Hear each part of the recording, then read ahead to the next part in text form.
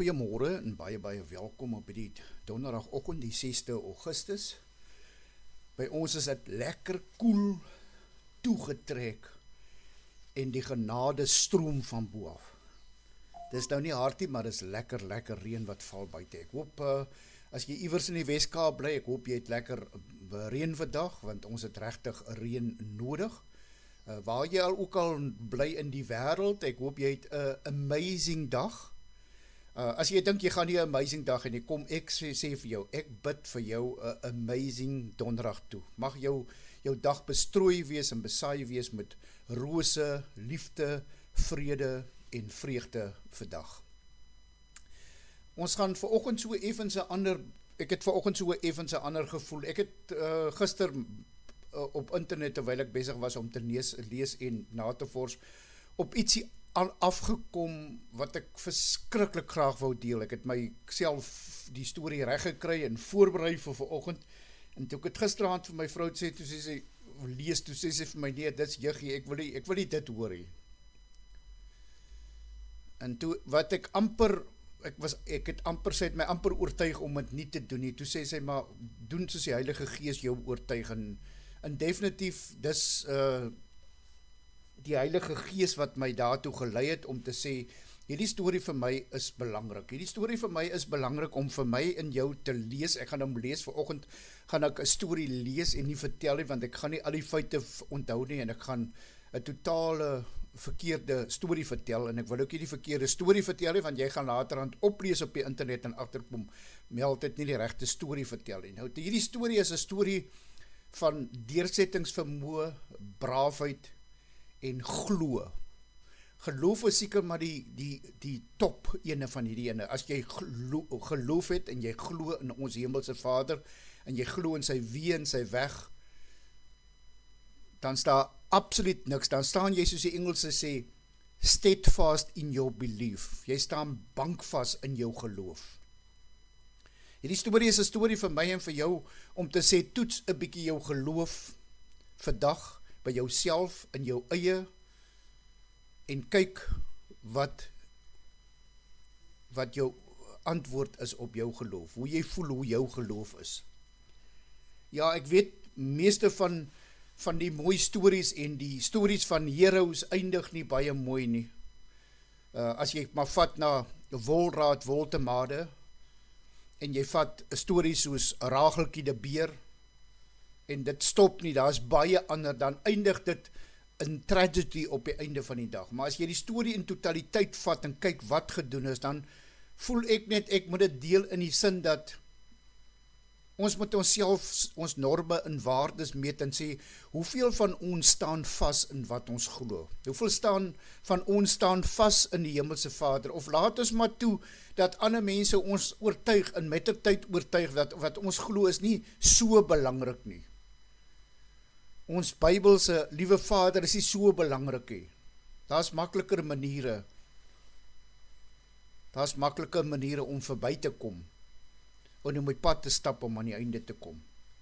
Die storieetjie wat ek vir jou vanoggend wil lees, 'n ou dink baie keer, wat het jy nodig om 'n hero te wees, om sterk te glo en sterk te vertrou en sterk dinge te doen, en dan dink 'n ou definitief aan 'n ou so Samson. Jy dink aan iemand wat groot en sterk is, in hierdie geval, as jy kyk na heroes soos met Rageltjie die Beer, en jy kyk na Margaret Wilson, dan kyk jy na jonger dames en jonger mense wat hero werke gedoen het. Die oggendse boodskap is 'n bietjie kort, so ek weet nie of ek dit gaan inpas nie, maar die storieetjie moet ek vir jou lees, want soos ek sê weer eens, ek gaan dit nie vertel nie. En ek lees dit om die volgende rede, om te sien hoe sterk, hoe steadfast iemand staan in geloof, en miskien hoeveel ons kan leer by iemand soos Margaret Wilson. Die storie van die 18-jarige Margaret Wilson is een van die bekendste en aangrypendste vertellings van geloofsoortuiging en martelaarskap in die Skotse geskiedenis. Sy is in 1685 om die lewe gebring, omdat sy geweier het om haar presbyteriaanse geloof af te sweer. Gedurende die laaste 17de eeu in Skotland was daar groot politieke en godsdienstige spanning. Hierdie era staan bekend as die Killing Times. Weens die wrede vervolging van die Covenants is eintlik Christene.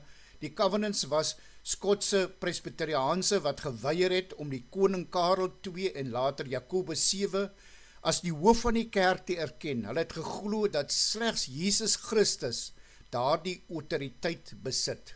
En teregtelik so, die regering het mense wetlik verplig om amptelike staatskerke by te woon en eed en getrouheid aan die koning af te lê.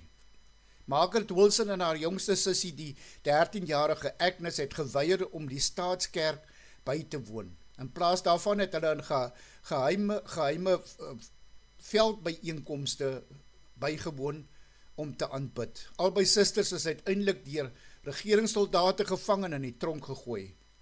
Hulle pa, wat self die staatskerk ondersteun het daarin geslaag om 'n groot borgtog of losprys vir sy jongste dogter Agnes te betaal, om haar vry te laat.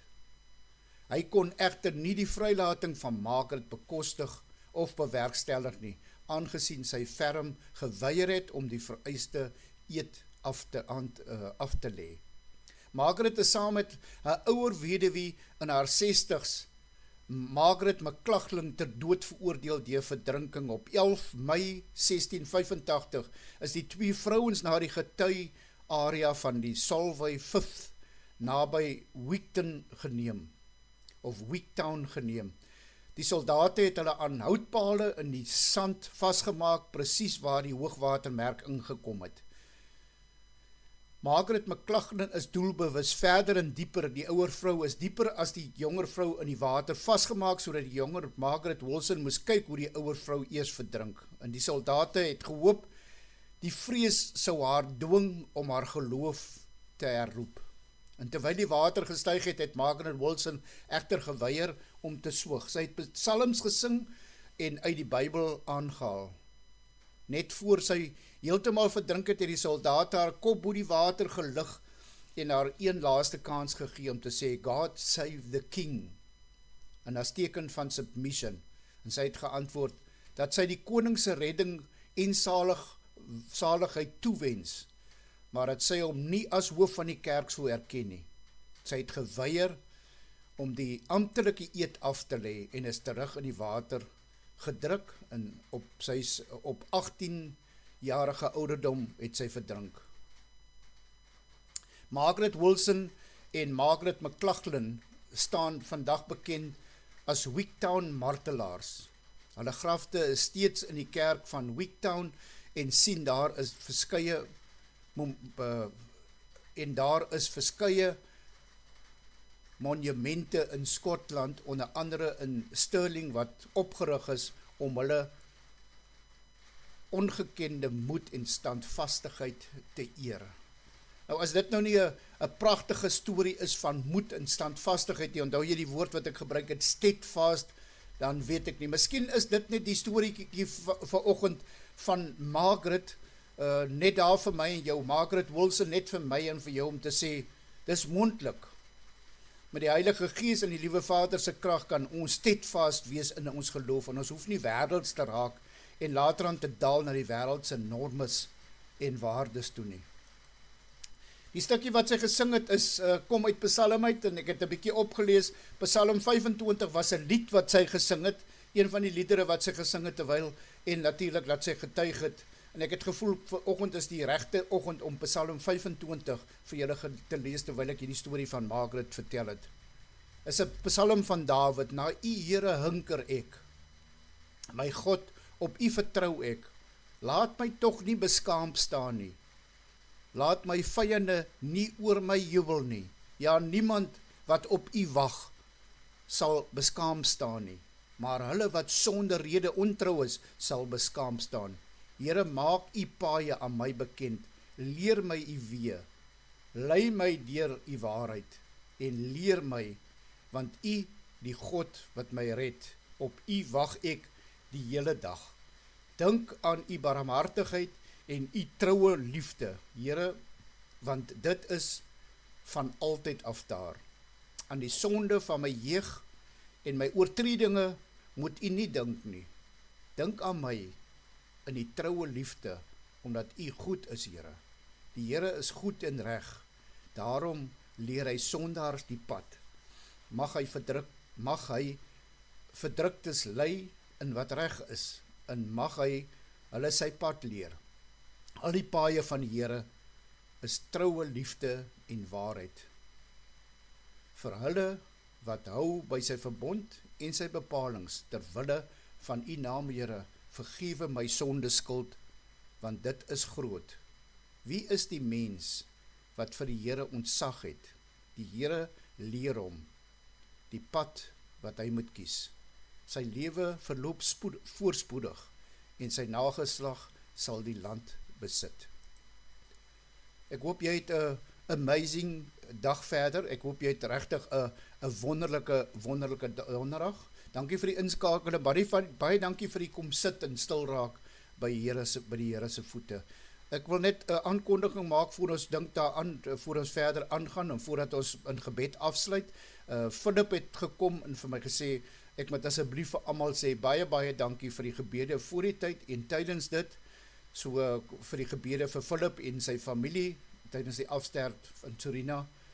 Ons dink elke dag aan hom, hoewel Surina se naam van die gebedslied af is, hou ons nog sterk vas om vir Philip en die familie te bid elke dag. Ons dink aan Ian, ek het goeie nuus gehoor van Ian, ons wag net dat die dokter het bevestig, en kan ek 'n bietjie beter goeie nuus vir julle van Ian oordra, maar op die stadium is Ian nog in ons gebed, en ons dink en ons glo, en ons vertrou, en ons vra vir Here om sy hand van genesing op Ian te sit. Kom ons maak ons oë toe in gebed. Liefdevolle Hemelse Vader, dankie dat ons vanoggend van hierdie jong 18-jarige dogter, hoe steadfast sy, hoe stewig sy vashou aan haar geloof. Here, dit klink amazing dat 'n jong kind van 18, 'n jong dogter van 18, 'n jong meisie van 18 vir ons so 'n pragtige voorbeeld kon stel. Here, dis vanoggend miskien die oggend wat ons moet sit en aan ons eie geloof moet dink en kyk en vir onsself sê dat ons nie na die wêreld toe afdaal en die wêreld se normes en standaardes moet alledaags maak vir ons nie. Dan raak ons wêrelds, dan stap ons die verkeerde pad. Help asseblief met deur die Heilige Gees om vir ons die regte pad aan te dui. Help ons om daai treetjie te stap elke dag, Here. En ons dink aan ere aan mense, dames en mans wat hulle lewe aflê omdat hulle lief is vir U. Ons weet waar om hulle te vind, Here, want hulle sit aan die voete van U, waar daar nooit weer trane, nooit weer hartseer, nooit weer pyn sal wees nie. Dankie, Here, dat U lief is vir ons. Wil jy asseblief vanoggend vir ons help om hy baadjie van liefde aan te trek, Here, en natuurlik die belangrikste om hy liefde uit te lewe teenoor almal rondom ons. Ons kyk op na U vanoggend, Here, en ons vra vir U, vergeef asseblief ons vermenigvuldige skuldes en help ons asseblief om die wat teen ons gesondig het te vergewe. En ons kyk op na U en ons sê, Jesus, please take the wheel. Here, vat asseblief die lewensvoertuig van ons en ons geestesvoertuig wat baie dae verskriklik swaar is om te ry. As jy swart voor jou sien, Here, as jy in hartseer is en jy's in moeilike tye, is dit baie moeilik om te bestuur. Dan sê ons, Here, vat asseblief die stuurwiel. Bestuur ons deur hierdie dag, bestuur ons deur hierdie week, hierdie maand en die jaar wat voorlê. Ons vra hierdie dinge nie omdat ons verdien, Here, maar enkel alleen uit die groot en almagtige genade en die groot en almagtige naam en liefde alleen, om die naam se ontwil alleen. Amen.